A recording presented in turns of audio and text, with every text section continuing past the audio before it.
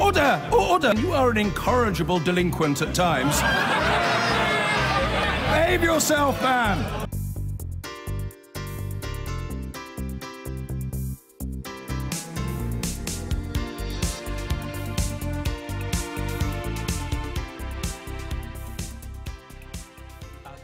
It was a heartrending and very human start to the official inquiry into the disaster.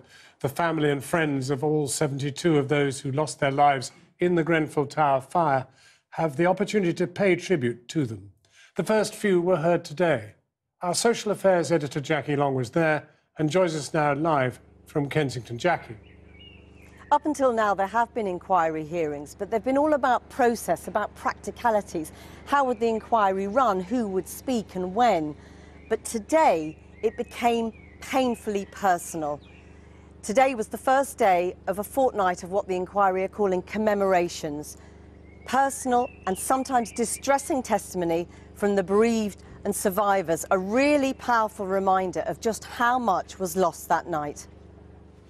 I invite you to stand for 72 seconds silence as a mark of respect to those who died.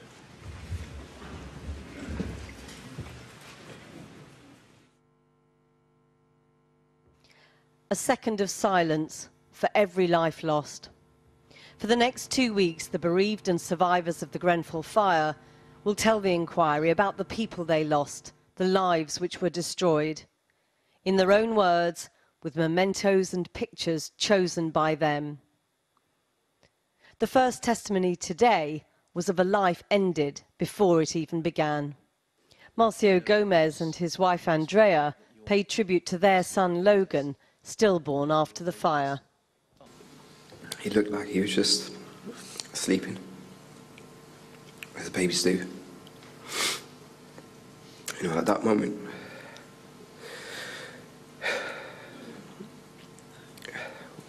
we felt like our hearts had broken, wishing, praying for any kind of miracle, that he would just open his eyes,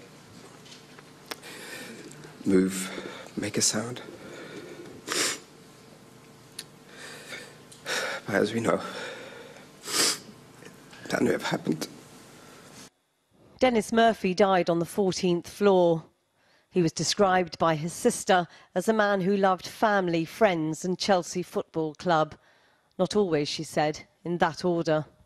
One of the proudest moments in Dennis's adult life was when his son Peter graduated from university. One of his not so proudest moments was the day Peter became a Tottenham supporter, as Dennis was a fanatical Chelsea fan. To us, his family, he really was our hero. He is our hero, and he will always be our hero. Thank you.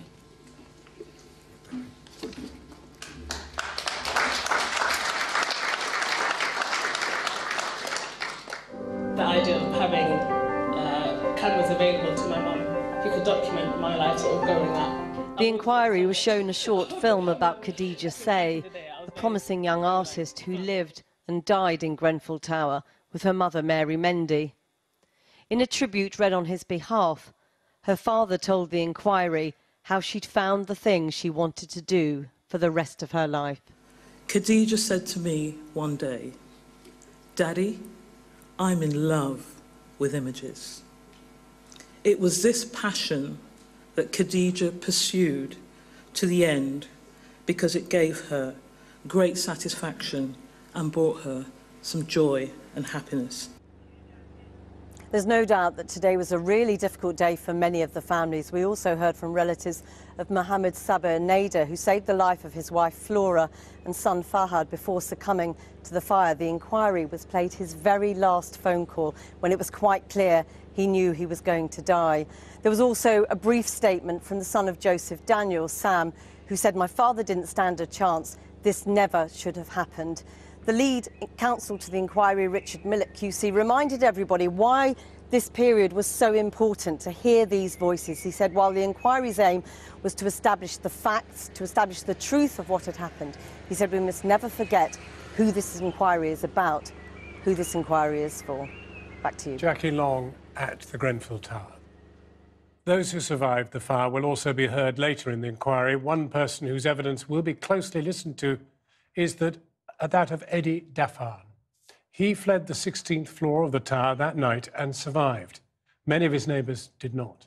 An activist whose Grenfell Action Block warned that the tower was being mismanaged and neglected, he shockingly warned 7 months before the disaster that it would take a fire in a tower block like Grenfell to hold those responsible to account. Tonight, he's given his first in-depth interview. On the night of the fire at Grenfell Tower, Eddie Daffan escaped the home he lived in for 16 years. I went into the bathroom and I wrapped a wet towel around my face, and then I ran out of my door. He has long been a critic of the Royal Borough of Kensington and Chelsea Council, RBKC, and the tenant management organisation, the KCTMO, responsible for the tower. My name's Edward Daffan. I lived on the 16th floor of Grenfell Tower, and I was a co-author of the Grenfell Action Group blog. Nearly 1 year on, Eddie has decided finally to tell us his story about what happened to him that night, and about the series of blogs he wrote over several years in which he warned that only a catastrophic event will expose the ineptitude and incompetence of our landlord, adding, "It is our conviction that a serious fire in a tower block or similar high-density residential property is the most likely reason that those who wield power at the KCTMO will be found out and brought to justice." We created the blog as a historical document. We realised that we had little power, but we weren't prepared just to sit back and let the level of abuse against our community go unrecorded. We found the blog was a very effective way of doing that. We wanted to record for history how in the 21st century, in the 5th richest country in the world, a community could be so abused, could be so marginalised, not listened to, and we wanted future generations to be able to look back and see how that was possible. At what point did you become concerned about fire and insecurity? Fire safety became a concern of ours quite early on. There was what appeared to be a dereliction of duty on behalf of our landlord. We had no confidence in their ability to keep us safe, to look after us. I don't think their concern was to keep us safe or look after us. As far as we could work out, their concern was to look after themselves. So the concerns around fire safety were, I think we first raised them around the fact that the fire access was not being protected by the KCTMO. There was a famous power surge instance in 2013 where literally our electrical appliances were catching fire and exploding. And then we had other instances where kind of mattresses and other flammable material were being left in hallways and passageways and not being cleared away by our landlord. What was the real purpose of your blog then? Was it to wake up people in the tower? Did they read the blog? Did they respond to you? Or was it solely to try and alert the general public to what was going on? Or did you just sort of throw it out there and just hope? Every blog that we wrote was evidenced, was forensic, was made up of Freedom of Information requests or council minutes. It was our way of not allowing the injustice that was being carried out against us to go unrecorded. It was obvious to us that our local authority was not interested in keeping us safe, was not interested in scrutinising the individuals who had the responsibility for keeping us safe. Their interest was in regeneration. Their interest was in, you know, they understood that we lived in North Kensington on a gold mine. They just didn't have to dig for this gold. They simply had to marginalise us, the people that were living there.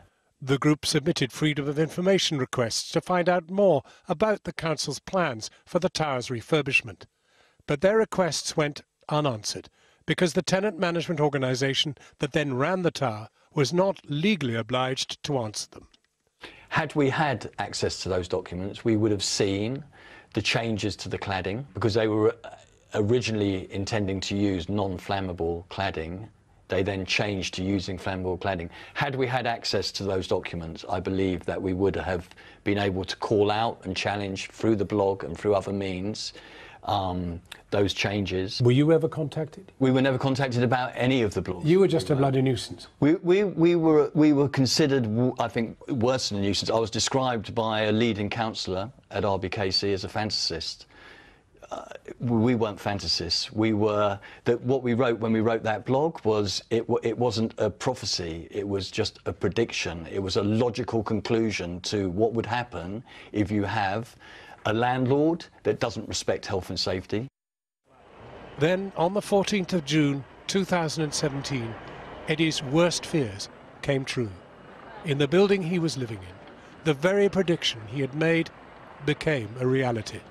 The fire brigade was called to reports of a blaze shortly before 5 to 1 in the morning. I was in bed. It was just past 1 o'clock. I'd just been listening to a radio programme. I then heard my neighbour's smoke alarm, a ping, ping, ping sound. And I was so unconcerned that I just lay in bed and was thinking, you know, burnt some chips or something along those lines. Then a couple of, maybe like a minute later, I heard a commotion out in the hallway, in the communal area outside my flat.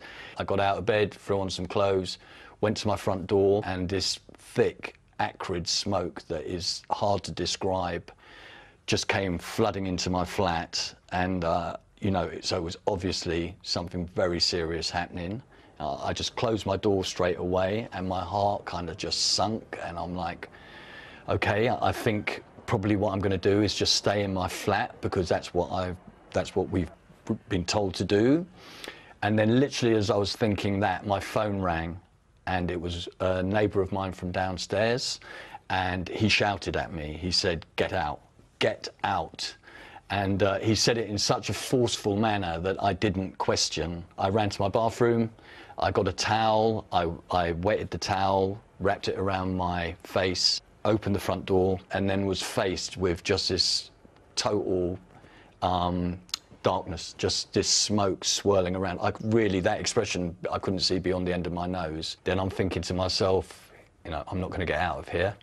And then just at that moment, literally, I think I probably had about 3 or 4 more breaths left, a fireman came through the emergency doorwell. And right up on the 16th floor? On the 16th floor. Amazing. Yeah, it was it was actually what had happened is my neighbour, who lived next door to me, had gone down and begged the fireman to come up and help rescue a relative of his who'd been unable to leave the flat, and that was the sole reason that the fireman was there at that time. I just ran for my life. I just ran down 16. There was air there? There was air there at that time. I mean, my belief is it was around 1:15, and I just ran down there. I mean, it was fight or flight, and I was in flight mode, and I just ran for my life. But you sound like a lone figure. There weren't lots of other people pouring out. No, they were still staying in their flat. I passed a couple of people on the stairs. I then just remember being outside next to the sports centre, which was about 150 yards away, looking up at the building, which by that time, and I mean, we're looking at like 120, 125,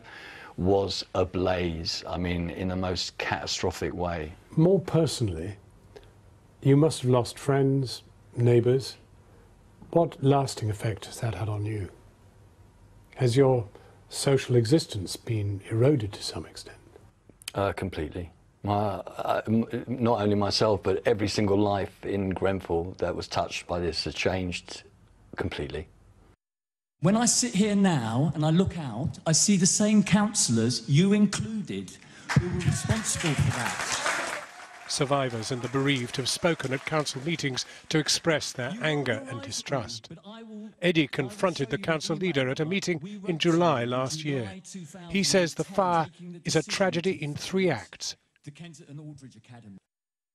The first act was pre-Grenfell, how we were treated as a community, how such a eloquent, diverse, ethnically, socially, economically diverse community could be treated, could be ignored, could be bullied, marginalised, not listened to in the 21st century, in the 5th richest country in the world. Second act of the tragedy is what happened on that evening, what happened in the immediate aftermath, how we were just abandoned and left by the state, how it was the community that came and rescued us. And the third act of the tragedy is everything that's happened subsequently to that.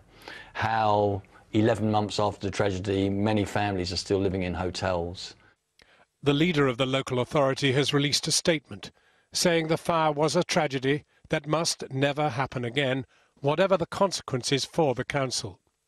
Councillor Elizabeth Campbell says they will be assisting the inquiry to expose the lessons of Grenfell, saying they have no interest in defending anything at the inquiry. She adds they will continue to support survivors, bereaved and local residents, and that staff are doing all they can to rehouse families. Hillsborough, it was nearly 3 decades of families, individuals fighting for justice and fighting for truth.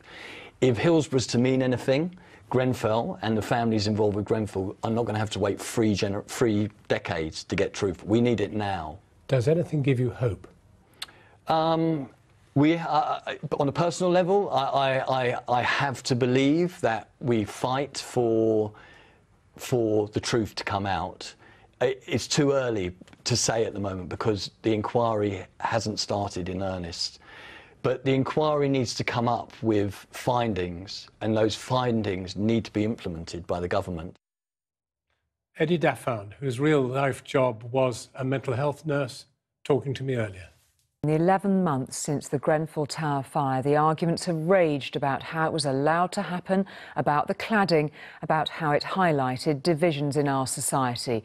Today, though, there was a succession of highly personal reminders that at the heart of the tragedy was the loss of 72 lives.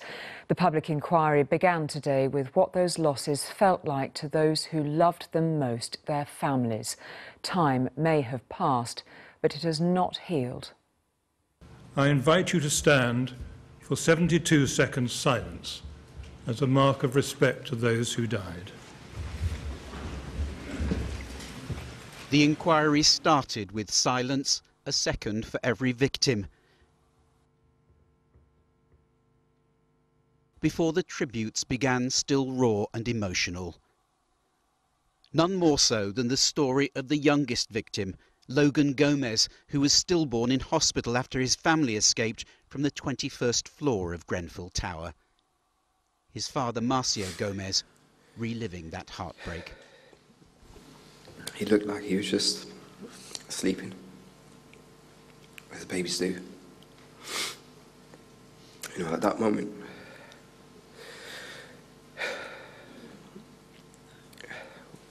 we felt like our hearts had broken. And I had. So I held my son in my arms that evening,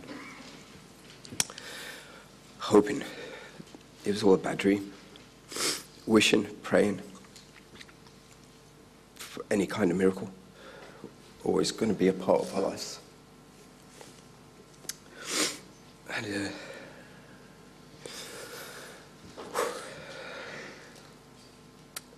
you never know what you are made of until you're broken. And I can tell you this, my wife, she's made of the hardest material I know. And without her strength and courage, I would not be here. The tears of Marcio and Andrea Gomez shared throughout the room. I think we'll take a few moments, if we may, just to think about what we've heard. The inquiry also heard a voice from the top floor of the tower. The last phone call from 57-year-old Saba Neda to his family as he realised there was no escape.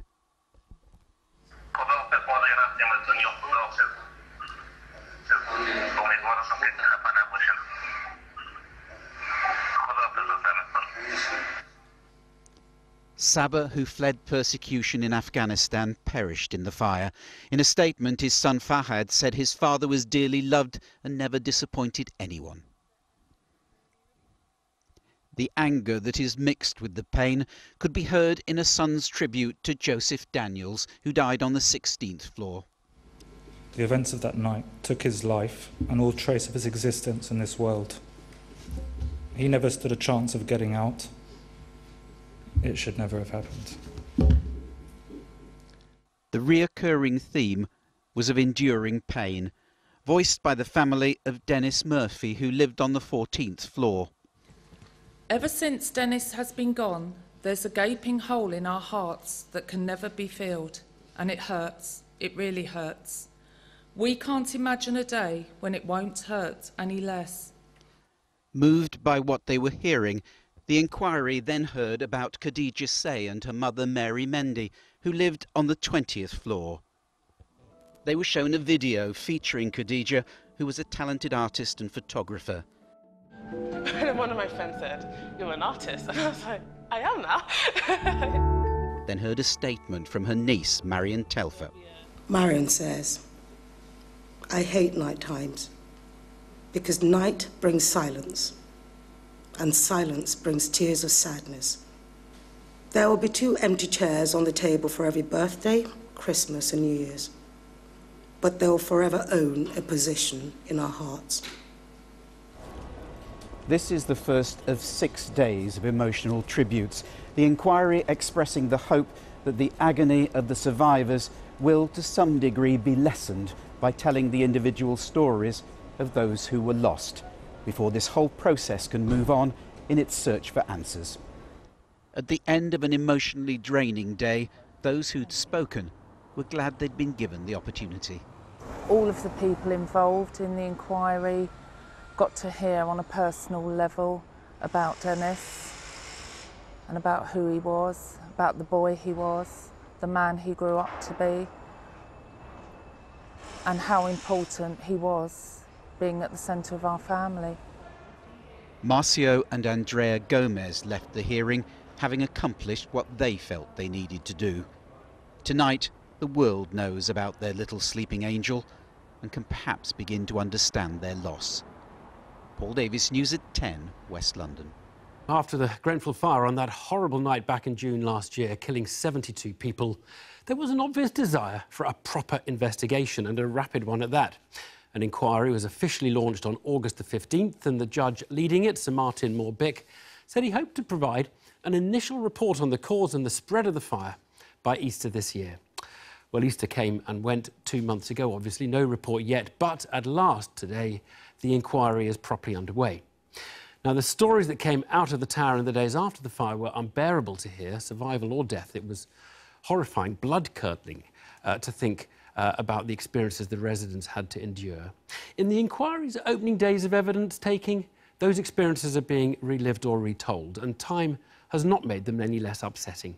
Sir Martin seemed aware of that today. During the coming days, there will be much sorrow. Sorrow at the memory of lives cut short, and sorrow at the contemplation of promise unfulfilled. Sorrow at the loss of close relations, and sorrow at the absence of friends and neighbours. But that sorrow will, I hope, be tempered by memories of past happiness, of time spent together, and of former joys. Now, an inquiry of this sort is there to establish the truth as to what happened, obviously. It's also a form of reconciliation where the nation takes formal stock of the tragedy.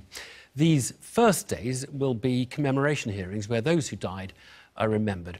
Well, we're going to hear some of the moving testimony from survivors and relatives later. But among those speaking today were the Gomez family. And Newsnight's Katie Razzle has got to know them and spent a bit of time with them over the last year. Katie is with me now.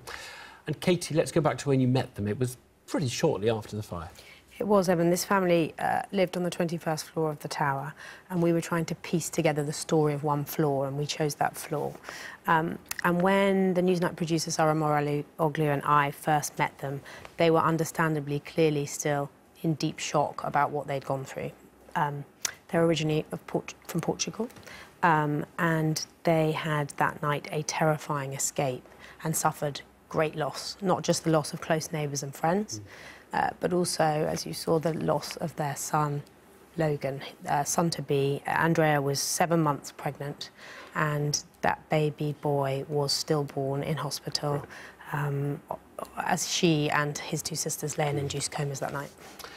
And then you met them, well, in the build-up to this inquiry, you met them again last week. Yes, we met them most recently last week as they prepared to commemorate Logan at today's hearing. And as you said, we'll be showing you some of those tribute, Marcio's tribute and other people's tribute a bit later in this programme. But last week we were privileged to witness an extraordinary moment in their lives, because in April they were given 4 boxes, and that is the possessions that have been retrieved by investigators from their home, all that's left from their home in Grenfell. And they shared that experience with us. Here's a film which was produced by Sarah Morali-Ogley.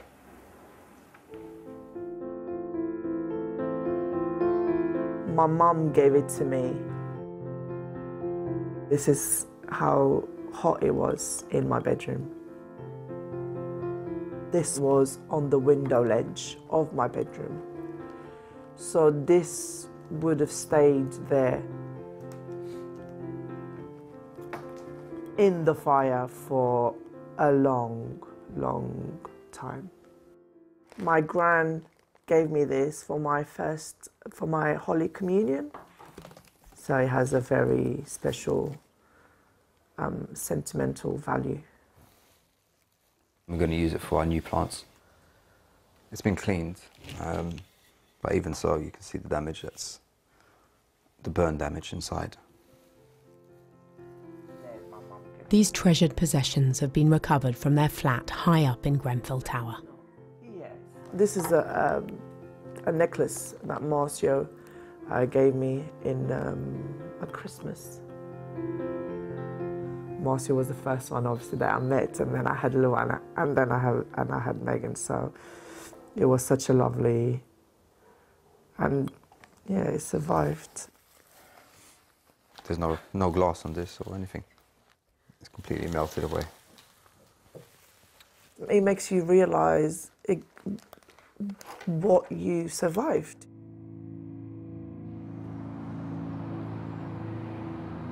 For almost a year, with its surviving residents dispersed, Grenfell has loomed over West London. A symbol, a reminder, a crime scene. Investigators recently returned 4 boxes to Marcio and Andrea, everything that's been retrieved from their home on the 21st floor. So far, they've steeled themselves to open just 2 of the boxes. I never expected to have 4 boxes, and not knowing what was inside, it was like a blast from the past. It was still very emotional. Yeah. And it still had the smell around the items, even though they've been professionally cleaned. There was still that smell that you couldn't get rid of. Was it a smell that you recognised? It was the smoke smell. Yeah. It was a smell that stuck with us for Yeah. a number of months. Straight after, we just couldn't get rid of that smell from our, I was going to say our clothes, but not really our clothes, but from our bodies. And I remember, especially in the girls' hair, doesn't matter how many showers, how many times they washed their hair, it was constantly in their hair. So when we open them boxes, that smell that maybe we haven't felt as strong for maybe a couple of months, but then suddenly that came, it was like we stop in time. It's like literally we stop in time, and then it was a bit difficult.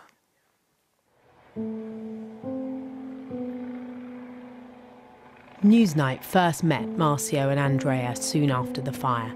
They'd had a terrifying escape with their 2 daughters and another family down the smoke-filled staircase, tripping over the dying. 6 people on their floor lost their lives that night.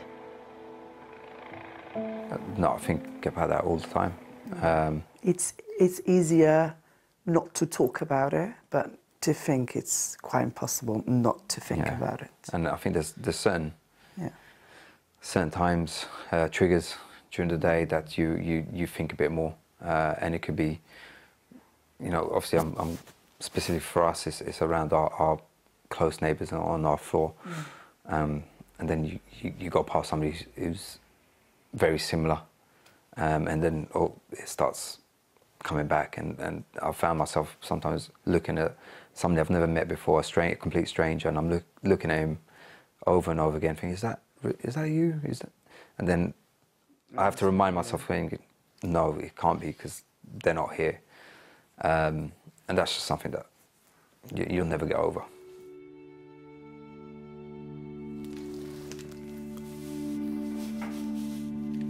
I think it was handed to us at the beginning of April, and we had 4 boxes. We opened the smaller ones. It was a bit more difficult to open the bigger ones, so we sort of buy in our own time. Let's see. That's my mug. Which mug is that? My Tweety mug.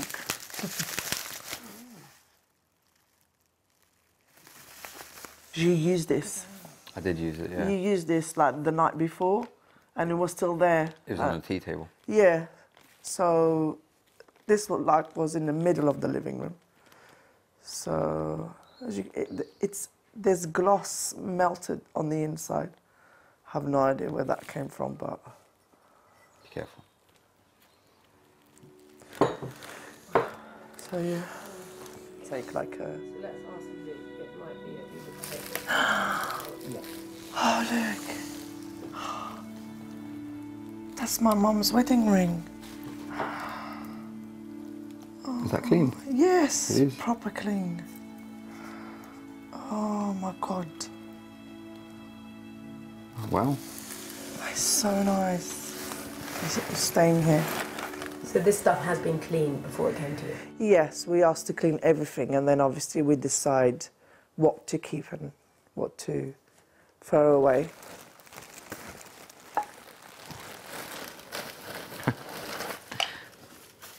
I've got my football medal.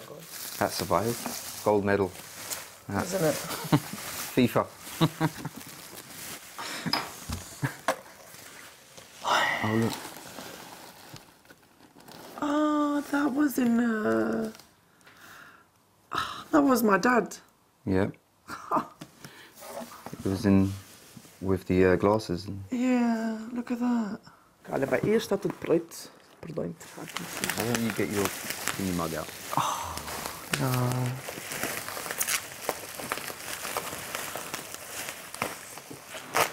I know what that is.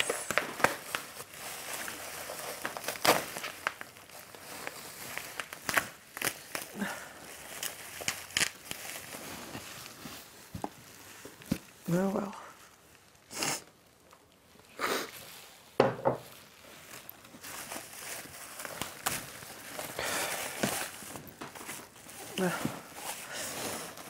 As they all tried to escape on the night of the fire, in the smoke-filled darkness and confusion, Lily, the family dog, ran back upstairs. She didn't survive. No, she'll always be here with us. Yeah, although we made a mistake there. I know. No, because when I bought it, I bought a big one and a small one, but I didn't realise that it was a cat. But we stayed anyway, so she didn't mind, I'm sure. Both. Yeah. She can read, so. Yeah, that's it, she can read. But yeah, I thought this was destroyed completely. Because it was underneath the window, so I thought it didn't survive. Oh.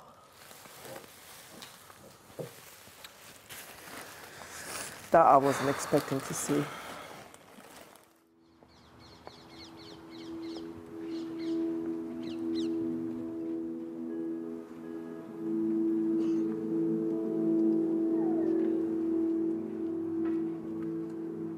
On the 14th day of every month, West London mourns all those who died at Grenfell. This is the 11th silent walk since the fire. Over the year, everybody's been moved around different areas, and you lose contact a little bit. And obviously it's one way of showing that we're still together and that we're still fighting. I can't believe that. It doesn't feel like a year at all to me, at all. It seems like it was, I don't know, maybe a couple of months ago.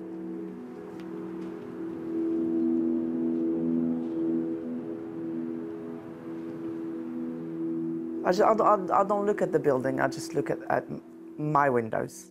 That's why I'm a bit, it's going to be hard to see it covered. You're not sure you want it covered? Yeah, no. It would be difficult, because yeah, you tend to look at your own flat. The family recently moved into a new permanent home, but only a third of Grenfell households have the same.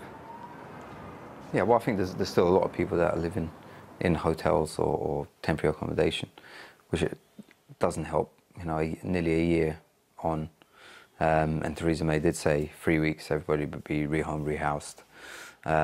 But I think realistically everybody knew that was never going to happen.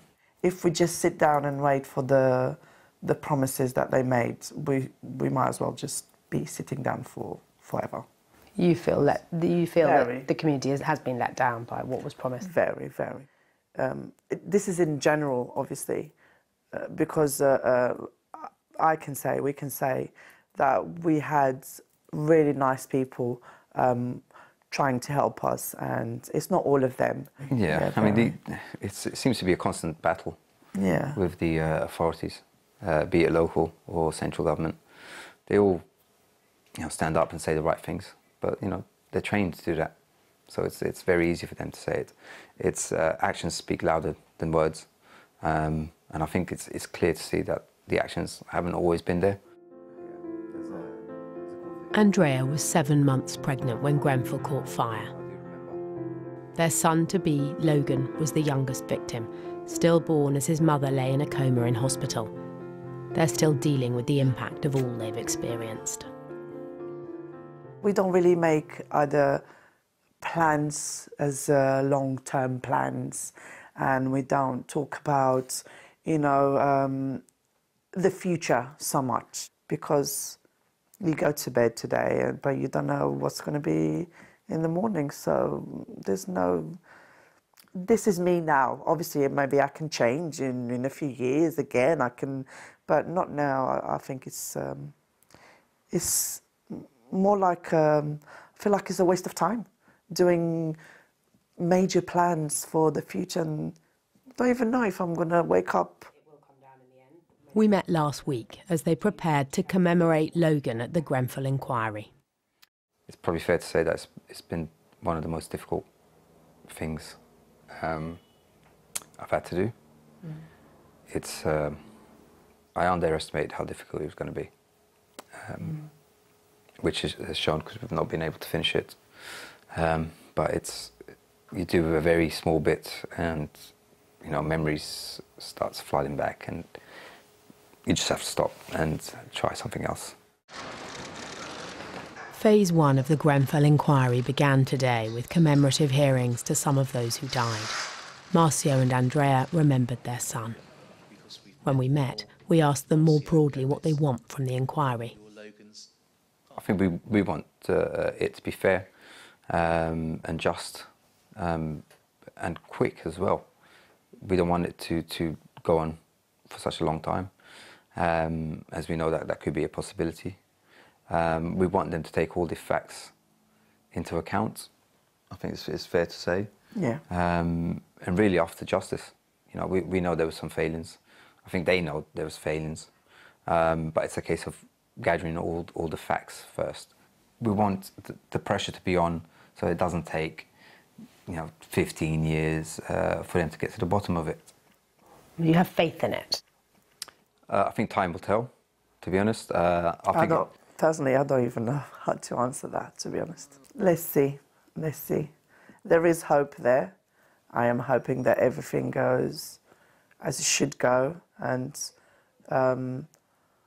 not that many years, as Marcy was saying, but faith is a strong word. But let's see. Katie Razzle with the Gomez family, and that's in the days running up to the inquiry. And Katie, they were the first, picked to be the first to give evidence. They were. I mean, today was the latest sort of difficult and emotional day this dignified family had to face. And they were first because Logan was the youngest victim of the fire, and it was deemed fitting that he should be remembered first. And Marcio broke down, so many of us in the room broke down, as he described the family's feelings about their much-loved, much-longed-for boy. We also saw pictures of Logan taken after he was stillborn, and they were so distressing to see. But I think the family were determined that we would see them to understand the magnitude of their loss. This is some of what Marcio Gomez had to say today.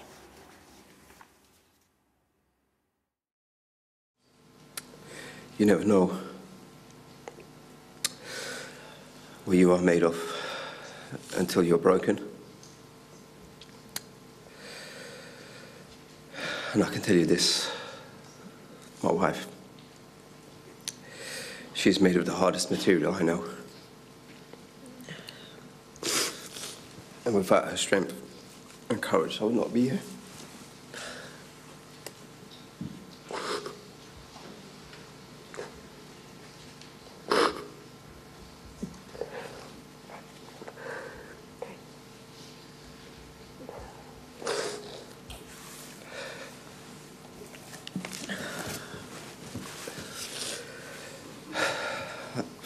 I might be doing the talking, but she's the one that's always rock solid.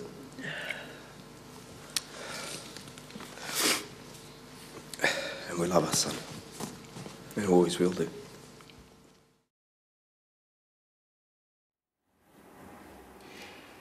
Katie, it's 6 days of commemoration here. This is going to be a tough 6 days. I mean, it really is. And the inquiry has clearly given great consideration to how difficult these days will be. There are counsellors and first aid givers on site. There's a separate room for the bereaved to go to if they need to. There's a quiet room. There's a prayer room. There are 72 victims of Grenfell. All of them will be remembered in some way over the next days, but not all of them will be commemorated with spoken tributes. Everybody was asked whether they wanted, they were given the opportunity to, but not everybody felt ready or able to speak, even through a solicitor. Here are excerpts from the tributes given about the 5 other victims of the fire who were commemorated today. The only possessions we have left of his now, which are a recovered handful of coins, so poignant to us, as he would give you his last pennies if you ever needed them. Sabir had always been there for all of us. He never complained, and he always did everything with a smile. He was my husband. He was my best friend. I miss him so much. He will always be the love of my life.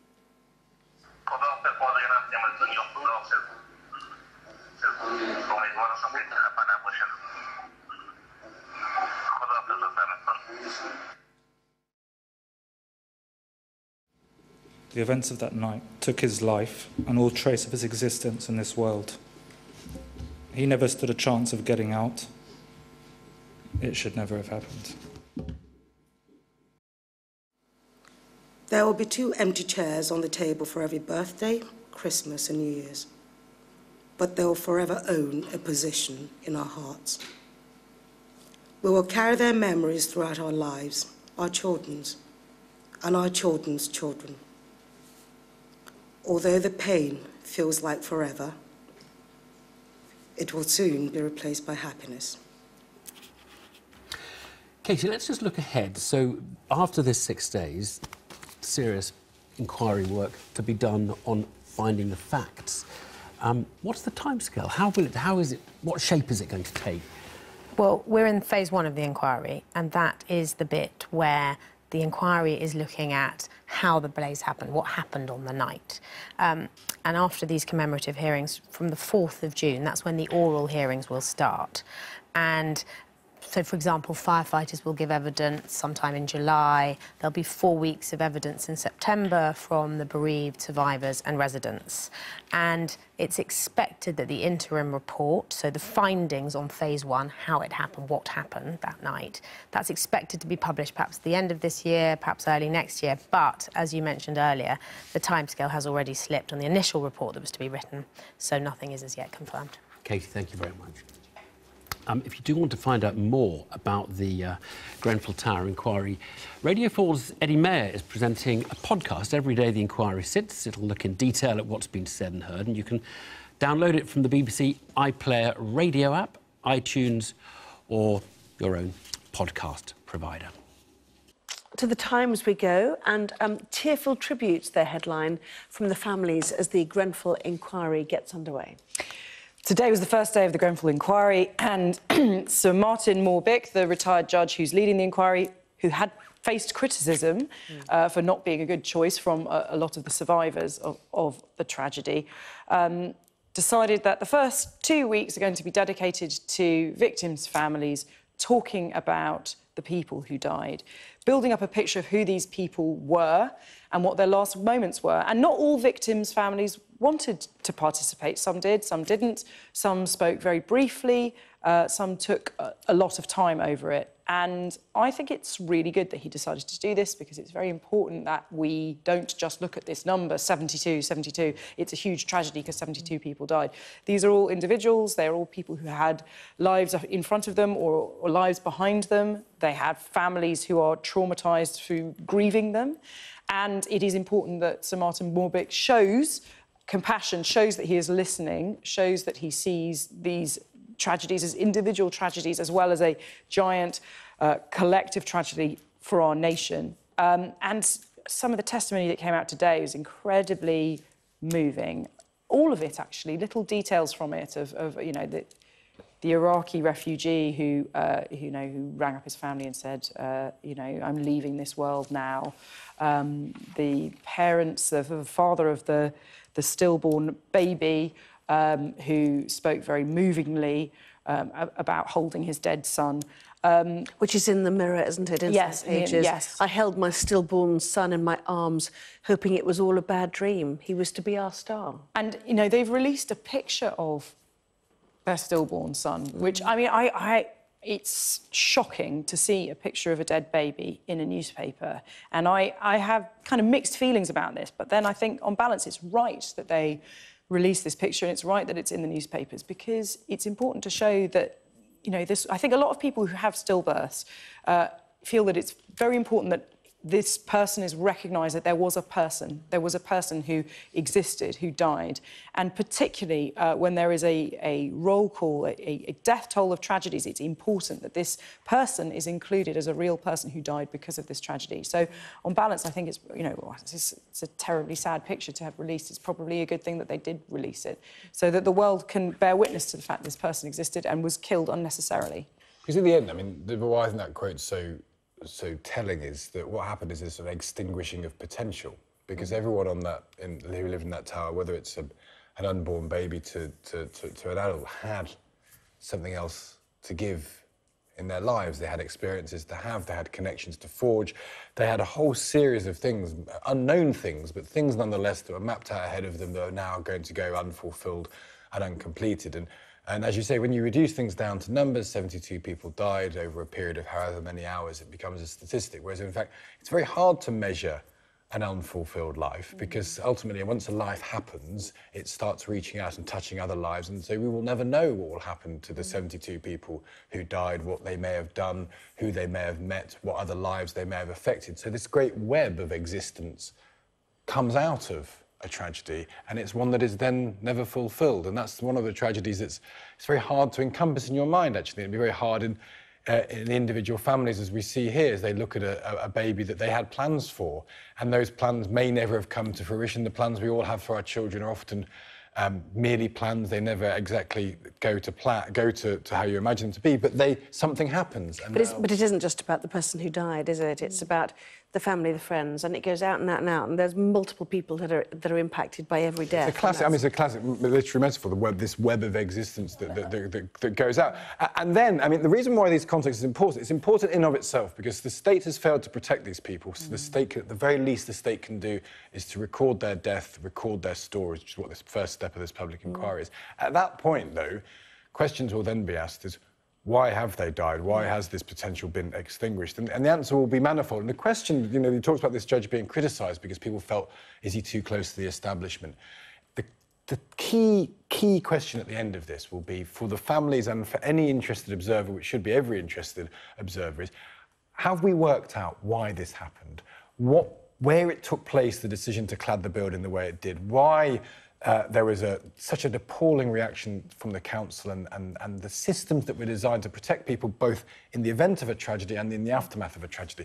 We will want to know collectively, these people will want to know desperately that those questions can be answered. And maybe the first step is to record the enormity of the tragedy, but that is only so good because until it takes you to the point where why this happened. Yeah, indeed, and a month scheduled for hearing from firefighters as well. So yes, the length of time, 2 years. I mean, it's a long way off, isn't it, to answer some of those culpability questions that you pose. And also, are people living in towers now that are clad in the same way? I mean, I still keep coming back to that. I remember on the night after we were talking about this, the night of it. Why is there such a thing in the world as a flammable cladding material? Yeah. It makes no sense to me. And the fact that it seems likely or plausible that it's not going to be illegal to continue. It's not supposed to be used above a certain height and all those questions, isn't it?